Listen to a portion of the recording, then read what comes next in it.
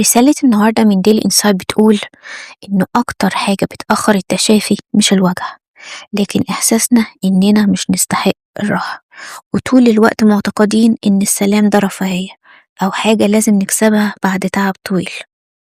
كتير مننا اتعود يحس إن الراحة لازم يكون لها سبب، وإن الهدوء لازم يجي بعد ما نخلص كل اللي علينا وبعد ما نرضي كل اللي حوالينا، فبنعيش طول الوقت في شد حتى وإحنا بنتعافى.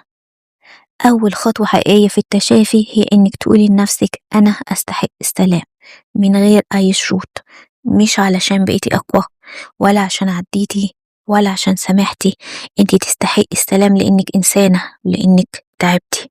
الاستحقاق هنا مش أنانية، ده تصحيح لفكرة قديمة اتزرعت جوانا من زمان، لفكرة إننا لازم نتوجع عشان نستاهل.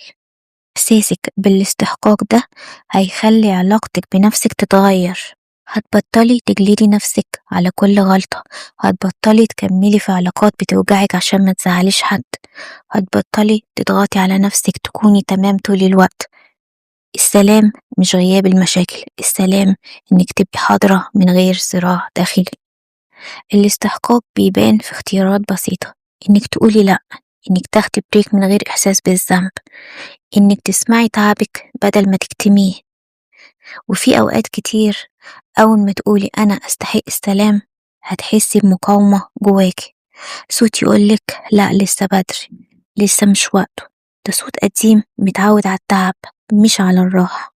التشافي مش إنك تبقي النسخة المثالية، التشافي إنك تبقي صادقة مع نفسك، وكل مرة تختاري السلام بدل الصراع بتقربي خطوة من نفسك. السلام مش نهاية الرحلة، لكن الأرض الصلبة اللي بنقف عليها عشان نتعافى. اكتبولي في الكومنتات ايه أكتر حاجة محتاجة سلام في حياتك دلوقتي عشان نكمل الرحلة سوا. بحبكم.